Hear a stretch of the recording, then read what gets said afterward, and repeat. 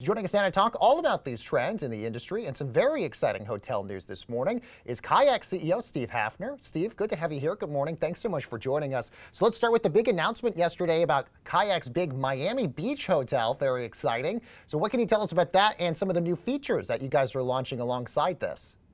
Sure, Baker. Thanks for having me on. So we're very excited yesterday to launch Kayak's first branded hotel in Miami Beach, which is an amazing small property. It will be a great place to stay, but the reason we're launching it isn't to compete with the Marriotts and Hiltons of the world. It's actually to bring the power of the Kayak tech to independent hotels worldwide. So one thing we've noticed during the pandemic is consumers' willingness to use new technology to reimagine the hotel experience and to shift away from traditional chain hotels. And what we're trying to do is, in partnership with Lifehouse, who's actually operating and running the hotel, is create a lab, a design lab or a showcase for these new technologies like check-in and check-out via your app, message housekeeping, message for room service or restaurant reservations, all through the app, so that consumers can actually use independent properties and the Kayak app to facilitate the hotel experience. This is stuff that Marriott and Hilton and others have been doing for years, but it's never been brought to the vast majority of hotels, and we're hoping to do that, which is pretty cool. Yeah, and especially in Florida, of a lot of places, because look, we're us in New York. We can't wait for us to finally be able to go see some nice warm weather and actually be able to relax out there. You mentioned the independent hotels and all of this, Steve. Why are you guys focusing on independent hotels here? It's because it's an authentic experience, but a lot of these folks who are running these hotels don't have the wherewithal or the tech chops or financial capital to reimagine their experience and to reach consumers with these latest advances. So I think, Kayak, we have millions of people using our app already. If we can access those hotels via our app and provide that software to them, is we hope free, that it will make the guest experience and the hotel operator experience really much better. Steve, By the yeah. way, on travel trends, I'm in Kayak, Miami Beach right now. And there's plenty of New Yorkers like yourself down here, and I recommend you come on down. It's a totally different equation and lifestyle than what you're experiencing right now. I can only imagine. Honestly, we had 60 degrees here in New York City, and I was just like, this must be what vacation feels like in a place like Florida. Steve, I want to talk about some of the wider travel trends out there. I remember in the early parts of the pandemic, the amount of people that were being checked in at airports, TSA was saying like it was in the hundreds of thousands. It was the smallest numbers we've seen in ever, really. And then just when we looked over the last 5-day span, 5.6 million people have traveled over the last 5 days. What do you sort of equate that to? Is it people feeling more comfortable about the vaccine distribution? People are feeling more comfortable about more states opening up? What do you sort of attribute those more people wanting to travel trends to? Yeah, there's a lot of pent-up demand. And there is some seasonality too. You have to remember, for context for your viewers, on a normal day, about 2.2 million people pass through TSA and domestic airports. We are now at levels of a little over a million, some days 1.5 million. So we're still well below normality, pre-pandemic levels. But it's spring break.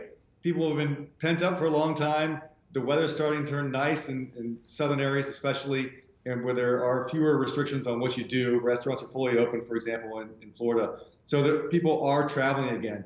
But it's a tale of two cities. So southern states where you can go out, where restrictions have relaxed, we've seen in Kayak search data, it's only about 25% below pre-pandemic levels in terms of travel. You contrast that with like New York and Chicago, which are still 70% below pre-pandemic travel levels, and then international, which in many cases is 90% below. So I think the demand is there. As people get more comfortable traveling, as they get vaccinated, I think we're hoping at least for a strong resurgence in consumer travel. Well, so let's talk about that a little bit more, Steve, because the Biden administration is saying come May, anybody really who wants a vaccine will be able to get vaccinated. Are you anticipating summer to really be a huge travel rebound, or do you expect there's still going to be a lot of people out there that might still be a bit apprehensive and that this travel rebound might actually take longer than expected? Look, we haven't budgeted for a big travel rebound, but we're optimistic that it happens. But what I think what's going to be the really interesting factor to see is which governments or states open up, and how does that consumer behavior shift towards those states? So I think, Florida, for example, historically is not a big summer destination, but I think it may be this year, because I think Florida will be open for business. I think the Caribbean will be open for business. I don't know about Europe. So historically, Americans love going to Europe over the summer. Europe is still on lockdown for a lot of people. So, I think we will have a big demand, but I think where that demand goes is going to be very different than past years. Steve, we've also heard a lot of airlines talk about the possibility of a vaccine passport, almost in a sense, to show proof that you've been vaccinated. Do you think that's going to be something that we'll see? And do you think the airlines are basically going to be the ones that are going to be the ones pushing that the most? Or do you think the hotel industry will do that as well? Yeah, that's a tough one, Baker. A lot of people are working on this.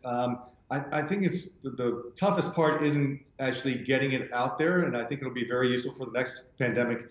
The tough part is actually each individual passenger on a plane. Some are going to be wearing masks, some aren't. They're not going to ask each other, hey, did you have a health passport? Or why did you take your mask off? So I think in the short term, at least, the airlines will be pretty conservative about this stuff and just say, hey, if you have been vaccinated, you don't need to show proof of a test. But while you're on the plane, you still have to comply with the mask mandate.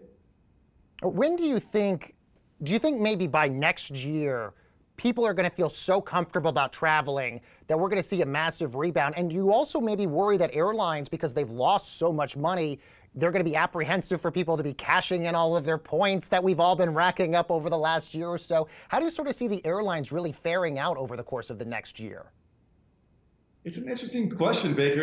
Historically, the airlines derive half their money from business travel, not from leisure. So I think they won't worry about adding flights or seeing consumer demand come back. The real question for the airlines is, when will business travel come back?